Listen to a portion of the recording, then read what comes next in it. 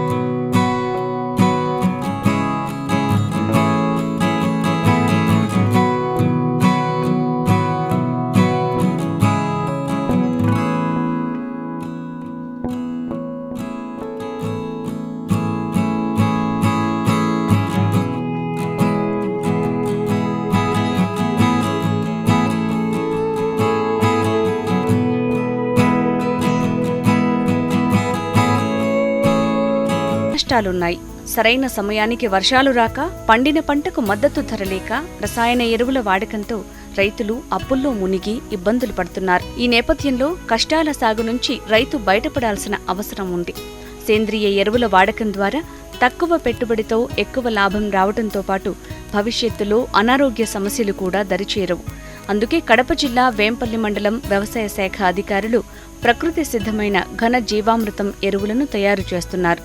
ఇందులో శనగపిండి, బెల్లం, ఆవు పంచకం, పేడ, నల్లని మట్టి అన్నీ తగిన మోతాదులో కలిపి క్రషర్ మిషన్లో వేసి బాగా కలిపిన తర్వాత ఇటుక అచ్చులలో వేసి వాటిని ఆరబెట్టి ఆ ఘన పదార్థాన్ని రైతులకు అందజేస్తున్నారు. ఈ మిశ్రమాన్ని ఎకరాకు 250 కిలోల చొప్పున వేయాలి. కేజీకి 15 రూపాయల చొప్పున అధికారులు ఘన జీవామృతాన్ని రైతులకు విక్రయిస్తున్నారు. ఘన జీవామృతం అని ఈ మధ్య ఇక్కడ ఎక్కువ రైతులు దాని గురించి ఫలితాలు బాగున్నాయని అడగడం వల్ల మన ఆఫీస్ దగ్గర తయారు చేసి దాన్ని రైతులకే విక్రయించడం జరుగుతుంది.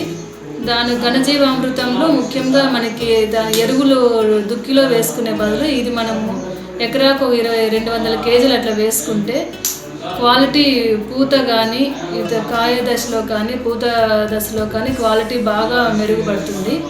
ఇది చాలా ఉపయోగంగా ఉంటుంది. ఘన జీవామృతం తయారు చేయాలంటే రైతుకు ఆవు ఉండాలి. అసలే కష్టాల సాగును చేస్తున్న రైతులకు ఇది సాధ్యం కాని పని.